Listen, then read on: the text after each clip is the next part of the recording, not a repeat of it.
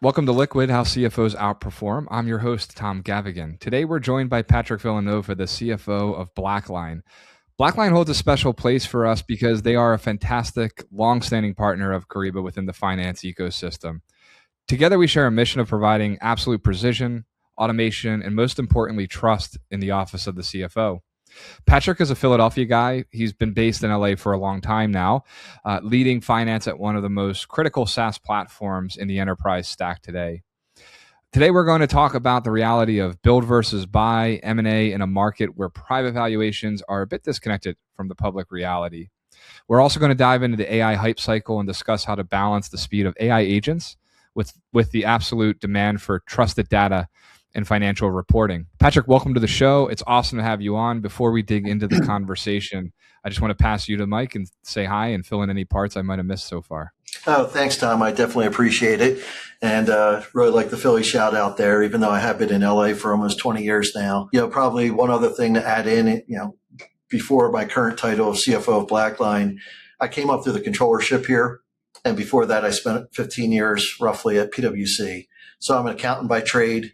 I've been working with CFOs and CIOs my whole career, and it's going to be really relevant when we talk through some of the risk conversations today and the orientation that executives have when literally their name and their reputation is on the line. Couldn't agree more on that. I think it's interesting always to hear some of the evolution of the CFOs and how they've gotten there, the paths they've taken, whether through a controllership, through tax, other avenues.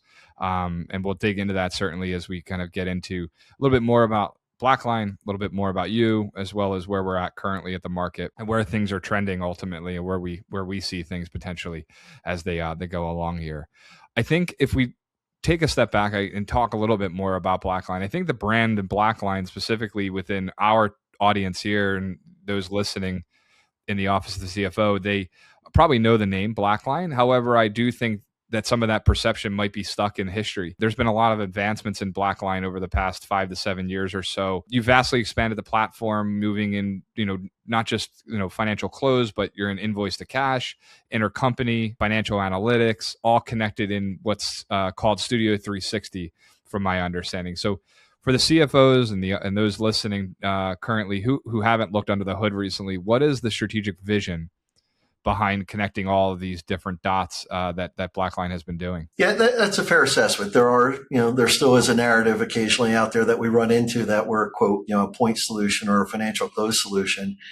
And I firsthand have seen kind of the metamorphosis of this company. Actually, next week, June 2nd, is our 25th anniversary of this company being in existence. So we're very proud about that, very excited about that, of how far we've come. I've been here a little over 10 years. And in the last 5 or 6 years, you've really seen us move from a financial close solution to a platform for the office of the CFO. And so what does that mean? You just named it all there, through whether we built it internally or innovated internally, like Studio 360 and elements of our FRA and analytics solutions, to buying it externally, which is our invoice to cash solution. We've been able to expand from just a offering to help close the books to an offering to serve several different elements and problems that CFOs try to solve from an automation and efficiency and accuracy standpoint. So where's the platform going? Well, you highlighted something there called Studio 360. Studio 360 is kind of the connective fiber of everything that we offer. It runs on a data layer right now on Snowflake, and we're going to expand beyond that. What it allows, and this is key for any CFO or CIO, it allows data to flow seamlessly between our different solutions. So you have one source of truth. You only have to reconcile it once. You only have to process it once, rather than having 4 or 5 different solutions that are, working through connectors or exports or import agents. It's one connected solution, and that's a massive value proposition to the office of the CFO. Not just because, single source of truth has been a slogan that's been out there for years and years, and how important that is, because it removes the risk of manual intervention, which only gives rise to error. But in this age of AI, for an agent to work effectively, it has to work with a single data source. If you release an agent into a financial ecosystem for financial systems ecosystem that has 20 different disparate solutions, you're going to get 20 different answers. So we're preparing ourselves and preparing the market for what needs to be done to bring agents into the office of the CFO safely and prudently. I have two carry-on questions to that for clarity purposes, because I think, as we kind of mentioned on that last question, part of the conversation, there is still sometimes people know about those areas of BlackLine and the growth and the opportunity that you guys are offering and the value you bring. And others perhaps still maybe think of you maybe as still that point solution, like they known about BlackLine 10 years ago. I mean, you're a 25-year-old company. Do you find sometimes that you have to be the point solution for the people that think of you that way, while also be offering off and positioning the broader capabilities and broader suite of value that you ultimately bring? Do you kind of have to toe that line depending upon the situation you're in, the region you're in, the market you're serving? Yeah, maybe in the mid-market space, you start a little smaller. These we define as our customers under 750 million.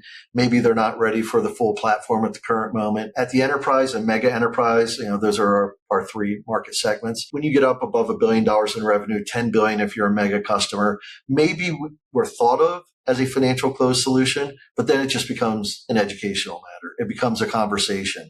Like, okay, this is what you're familiar with. This has been our bread and butter for 25 years. But look at what we've built over the last 5 years in the areas of intercompany, cash application, collections, journal automation, matching automation, analytical automation. And you bring the conversation along and you make sure you have the CFO, the CIO, all the key constituents in that meeting. And you start with what you know, but then you introduce, like, look at what we've done over the last 5 or 6 years. And the value proposition of that becomes quite evident as that educational process moves along. Right. Because that is obviously key. We talked about that in terms of CIO's nightmare, or a good CIO's nightmare would be having to keep together Frankenstein technology. And where the opportunity lies for BlackLine is to bring that kind of single source of truth, as you mentioned, that one platform that helps them.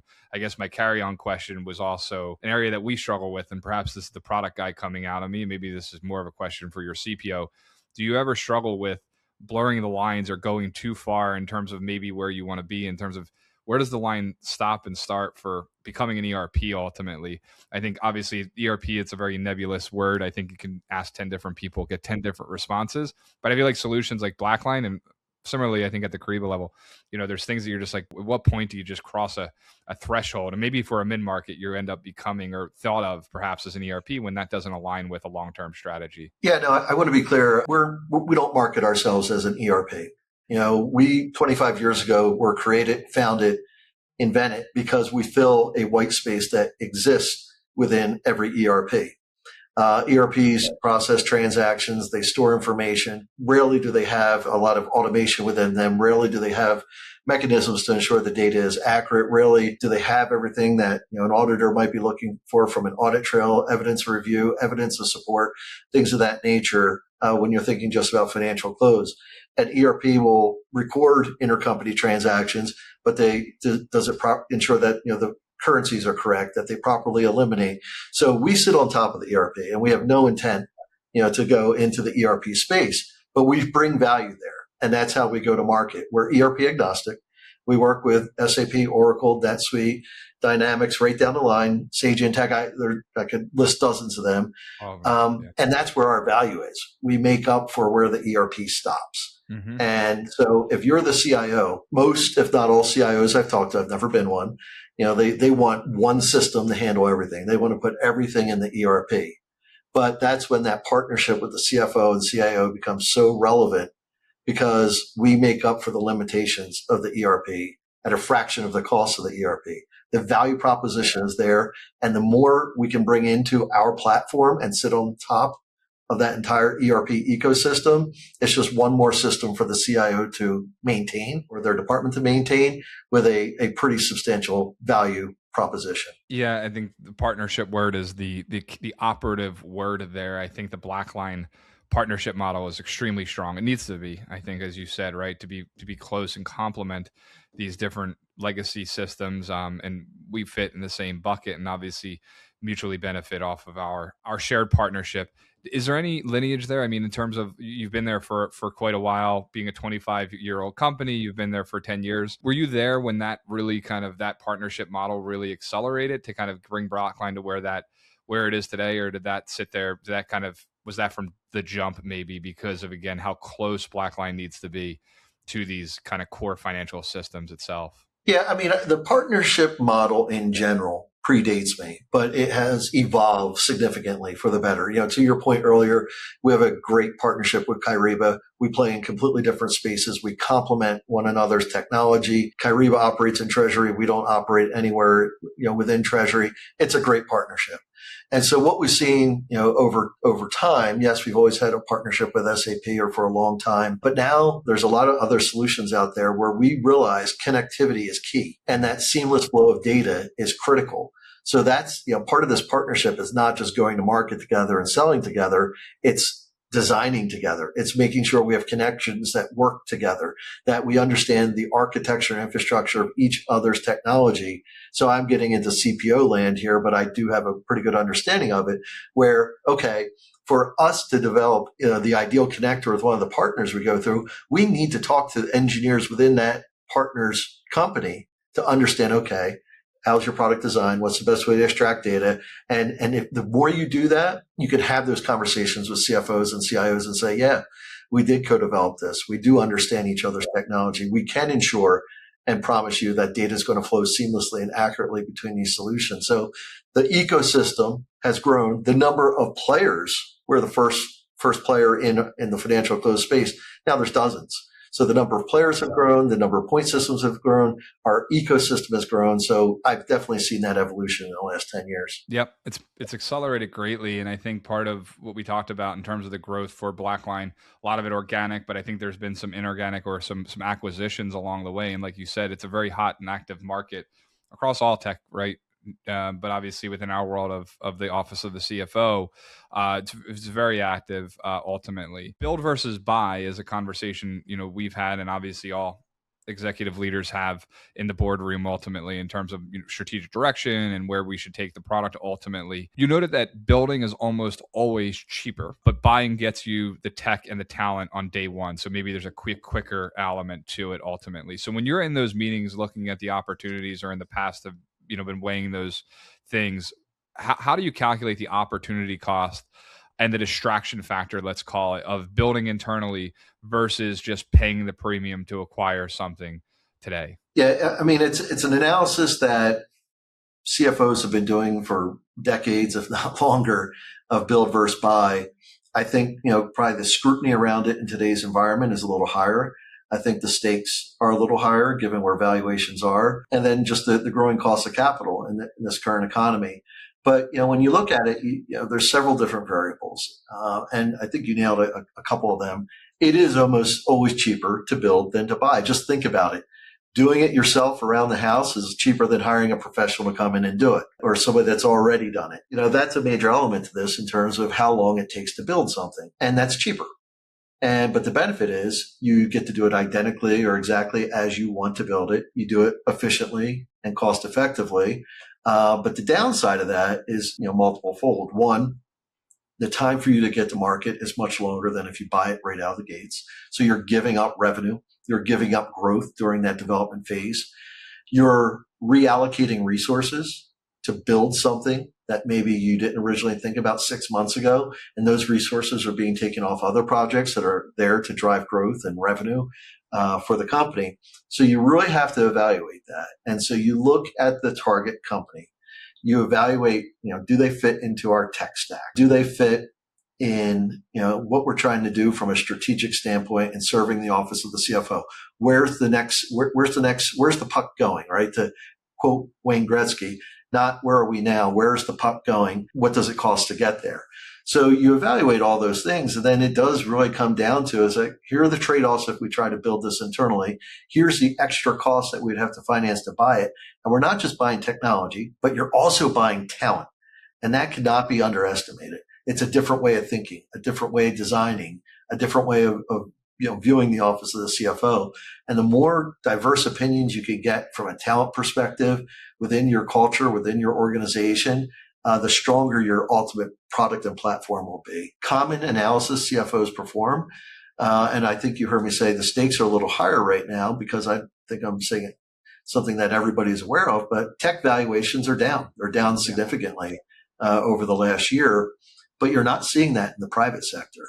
A lot of these small private, tech companies that serve the office of the CFO that are held by whomever, their values are still several years and several multiples different than external public company multiples. So that's the bar's even higher.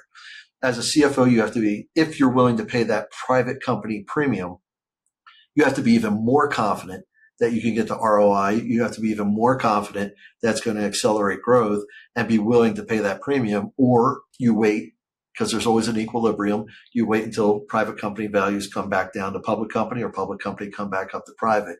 But sometimes you're not afforded the luxury of waiting, and your investors and your customers are demanding now. Yeah. Are you saying not afforded the time for waiting because of that, or also because somebody could come in and scoop it up, scoop something up that you were targeting more quickly than you? All the above. The opportunity cost of one of your competitors buying something that you found very attractive, an asset, but you thought might have been a little overvalued, and now they snatch it out from under you, and now your last resort is building it yourselves, and you're spending a year or two catching up to build it internally. As well as, are you willing to pay that premium? Are you that confident that it's still going to be accretive to overall shareholder value, despite the fact that that company's EBITDA or revenue multiple is several times your own? I mean, I think we all, you and me and anyone listening, we've seen acquisitions both in the public and probably private markets that we look at and we scratch our head a bit. We go, I don't understand how they got to that, but that's the world and how it works. Maybe it's just a little bit more on display. I want to come back to the multiple thing in a moment here, but before we leave the build versus buy, like you said, I think it's easier, like you said, to do something in-house ultimately. The speed to do something in-house also has been accelerated with AI in general, as I would say. Have you seen either, yourself or kind of like in your network at all, is there sometimes a distraction or too much of a focus on, yesterday it would have taken this much time to build something, but now we can do it super quick. And yes, that can get us to a point of having a product. However, we forgot about the rest of the business model that needs to build behind that product, right? To your point, the talent, perhaps. We didn't have the talent. We're stepping outside of our domain, perhaps. And yes, we can build a solution. However, can the business support that ultimately? Have you kind of seen that, witnessed that, or heard that kind of happening because of the fixation on acceleration? Absolutely. So let me actually answer that in two parts, because there's an internally focused element to that question and external. So internally, we're absolutely using AI tools to assist and augment our coding capabilities, and the amount of code that we're producing on a per engineer, per hour, per day basis is at record levels. Now we're doing it though in a very prudent manner. We're not going as fast as humanly possible. We're doing it in a way that we know who our end customer is.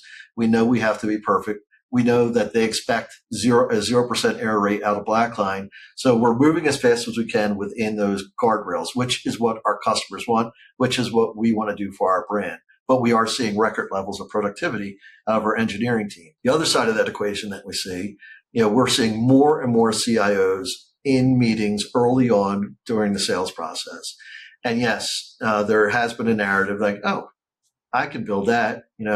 Our average customer size is just under $200,000 a year. Yes, our Fortune 100 customers, a lot of them pay seven figures. But when you put that in perspective, when you're a $100 billion company and you're a CIO sitting there, well, yeah, I could build that for under $1 million, and maybe you could build it for under $1 million day one. What are you going to do on day two?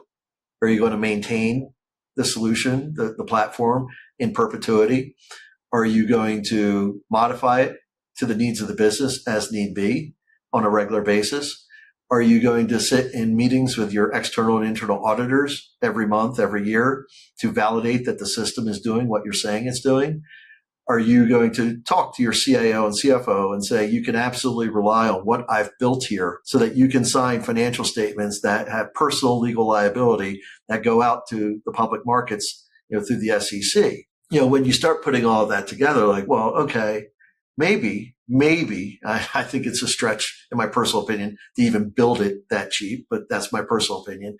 But then when you factor in the ongoing maintenance, all the interactions, you got to get aligned with your regulators, you got to get aligned with your auditors, and all those costs.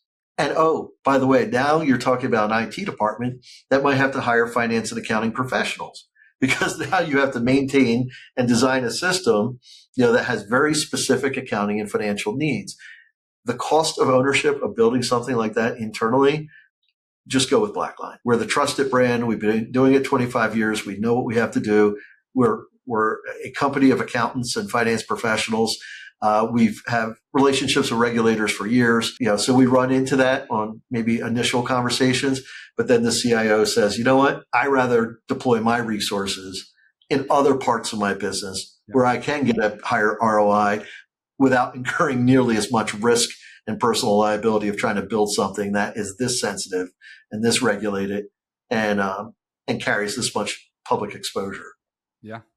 But I think it's interesting because I think everything you just said about a lot of what you just said about BlackLine, it's not functional, right? It's core and foundational. It's what makes you great ultimately. I think that from a technology perspective, because of the advancements, because of the acceleration, we get fixated on what can we build next and what's the next whiz bang amazing feature or capability we can layer onto our technologies ultimately. But there's something fundamental that you always have to come back to, and the true kind of value enables these platforms of ours ultimately that differentiate us, that have differentiated us, for 20 plus years, that will continue and sustain itself. And I think sometimes you have to slow down and kind of remember and kind of put focus on those things as well, because those intangibles are the ones that are differentiating ultimately.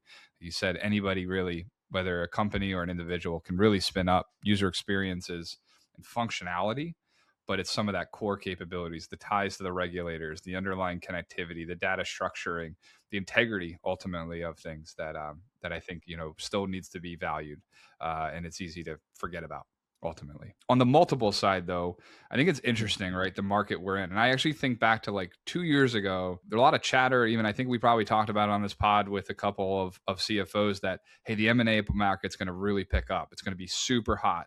And it wasn't like that was in the age of AI. Things were there that we're used to more today. However, as we said, the multiples are disconnected. The public and private market is not very aligned. We see, right, from a valuations perspective, ultimately.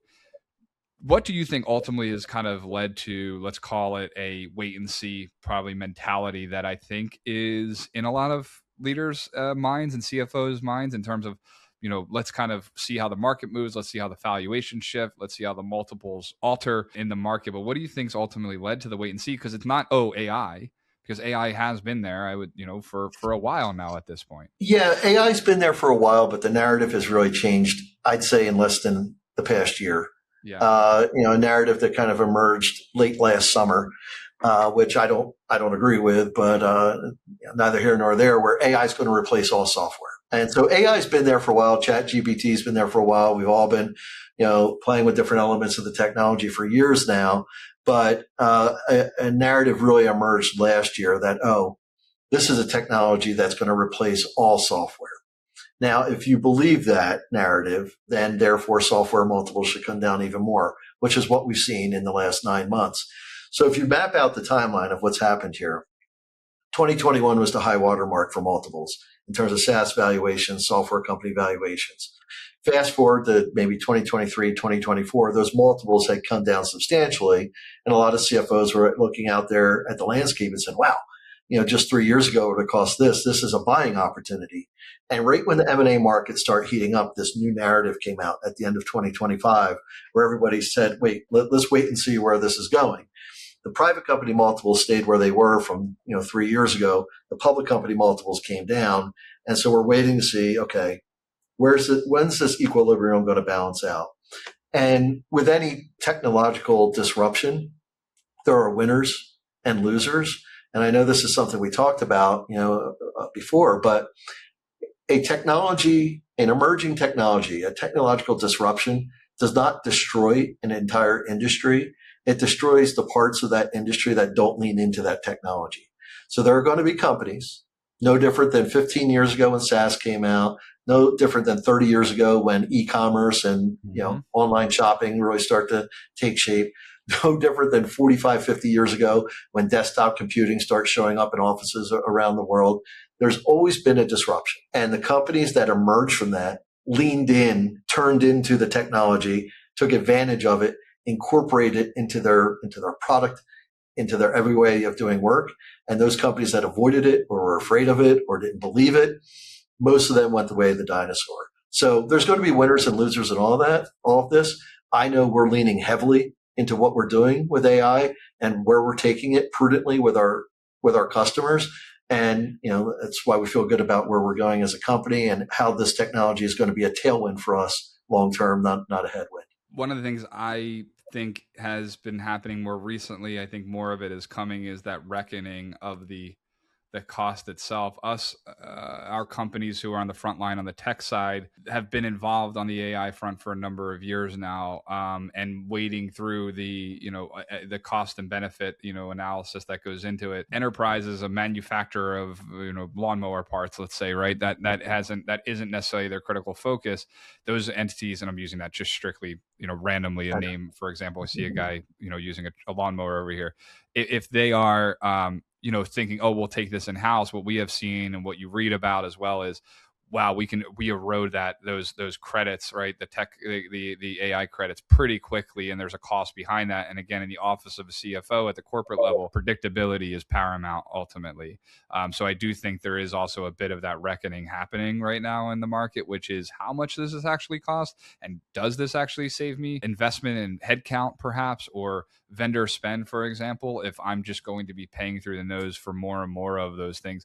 If you look at the technology partnerships, for example, obviously there's been years of work now on that front to optimize that cost that we end up having to pass on to customer ultimately. But I don't think that reckoning has all the way happened, but I do see signs of that happening. You read about it quite often. Yeah, no, I don't want to name names, but you could just go out and read articles about tokenization and how CIOs and CFOs are blowing through their annual budgets in 1 month. And look, if you're a frontier lab or something, a company like that with virtually an unlimited budget, and you're in this test environment with billions and billions of dollars, okay, maybe you can do that. But when you're, a public company CFO, you got to be very, very prudent about how you approach the situation. You got to be very diligent, and you have to have very, very clearly defined outcomes in terms of what you're looking to achieve with AI technologies. And you have to be very, very aware of what it's going to take to build that and operate that on an ongoing basis. Something we do already internally, we'll do it in like a test lab, almost like a controlled environment, where we said, we're going to automate this one thing, which we know is scalable to this many people or this many transactions, but we're going to test it on, let's say there's 1 million transactions a year that we do XYZ. We're going to test it out on 1,000. What does that cost? And that's kind of like an incubator lab. Yeah. That's kind of what we do internally. How many tokens did it consume? How much did that cost? Is that worth it? I read something the other day. It was almost funny. A CFO, won't name names, but was talking about, it turned out I was spending tens of thousands of dollars a month on, tokens for a transaction that a staff accountant was spending, an hour a week on, or something like that, or maybe it was an accountant, but it was like somebody, that you got to put that perspective on. It's like, oh, great, I automated this one thing. But was it really worth it? I think the other thing you're going to see, kind of like you saw with data in the last 10 or 20 years, how data just got so commoditized and cheap. I think in time, tokenization will get much cheaper, much more affordable, 100%. And that'll change the economics of this entire framework.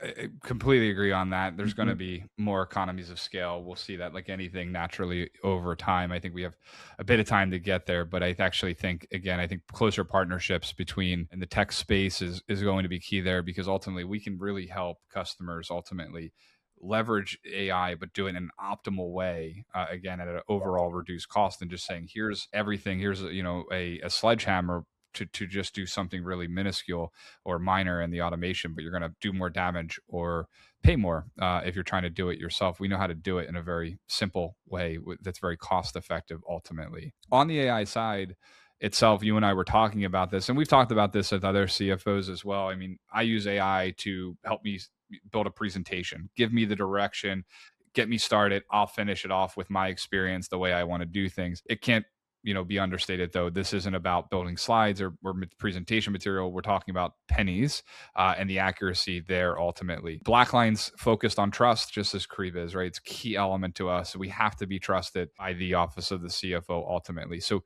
how do you introduce AI in an ecosystem where save time is great, but accuracy and trust is more important at the end of the day, literally at the end of the day or at the end of the period? That's more important ultimately. How do you guys go about dealing with this technology in terms of preventing hallucinations? How is BlackLine building its own agents to ensure that accuracy ultimately? Yeah, I mean, as the old saying goes, trust is something that takes years to build up and a nanosecond to destroy, and we're aware of that, right? We know that, and we're willing to not take our time, but be extra cautious in how we bring these products to market.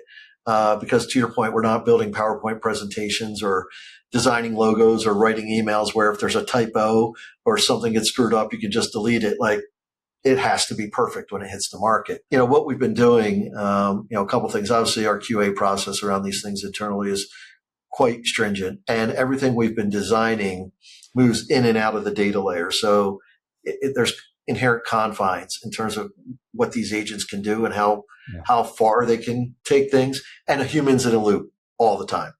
So you can't just let one of these agents loose and have them do something start to finish without human interaction checking in along the way. So does that maybe prevent full 100% automation? Yes, but it also brings automation to a level we've never seen before. So the ROI is clearly there. It's bringing it to 90-something%, maybe not 100, and that's fine, given the risk of something being 100% automated and given what we do. So the other thing we're doing, when you move to our platform, we give you a free sampling of agents. And we said, this is what the agents do. This is where the human in the loop comes in. This is how you operate them. We want you to test them in your own environment.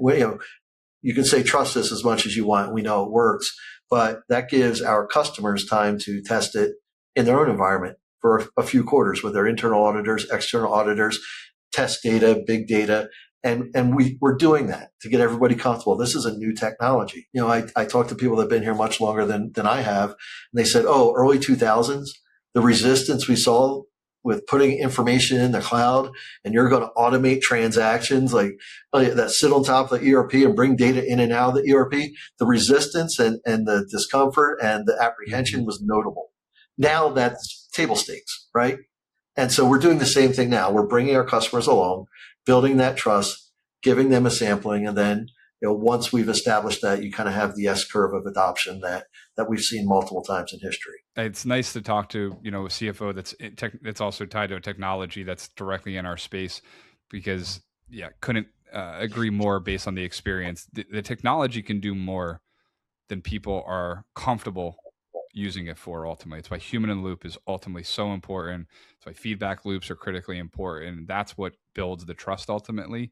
And it's different than any other, I think, advancement in technology that we've seen in our space, I would say. And we have to treat it as such. And I think you said patience earlier, and I do agree. It's not about being first ultimately. I think it's about being the most trusted. I think that takes time. Being first is easy, especially in today's world.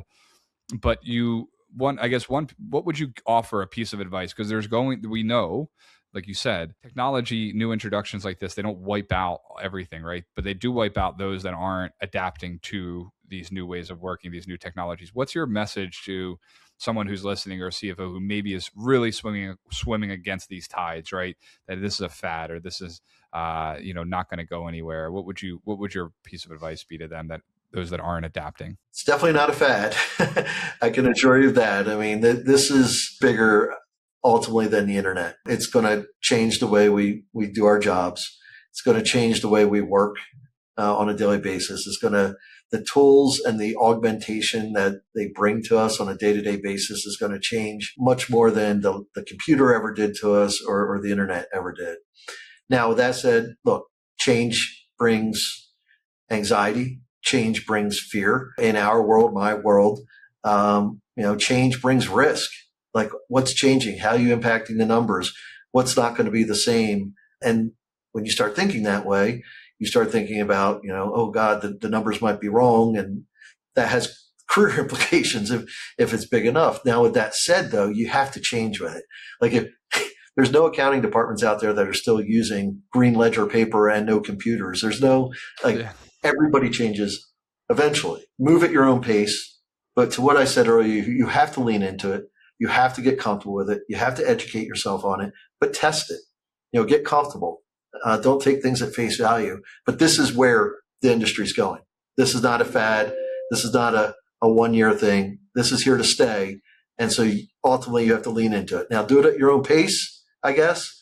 Avoidance, you're going to go the way of the dinosaur, much like the other technological revolutions that occurred. The dinosaur is a good, its history is a key part. Don't live in the future. Don't even live in the now. I would challenge you, use your brilliant brains and think about the history of things. You don't even need to think about recent history, which I put internet in. Think about the printing press and what that did and how that changed things. Think about the factory system and how we're at that moment. And it's going to go whether you want it to or not, ultimately. So I think that's very sound advice, I would say. We'll close out here a couple of questions, I guess, to learn a little bit more about yourself, Patrick, that the audience hasn't learned about thus far in the conversation. So be remiss of me to not talk about Philadelphia in some way, shape, or form. Not to assume, but I'm a Philly guy myself. I would assume you kind of have that traditional chip on your shoulder a little bit of that grit, a little bit of a fuse, right? Depending how long. Mine's a little bit short ultimately. But how do you contain that Philly core? You've been away, I think, for 15 plus years, but you're in the boardroom, you're with your CEO. Maybe that grit's about to come out, to help make a decision ultimately. How do you embrace it? How do you hold it back? Yeah, I try to keep it mostly contained to the confines of my own living room. I did move away 20 years ago. I think that's definitely helped at times. When I go home to visit, I'm like a quick reminder, like, oh yeah, this is how the first 25 years of my life was. So, obviously I love my hometown and all my friends and family that are there, but I think it's an asset, right? You hold your ground, you stay focused, stay motivated, stay firm.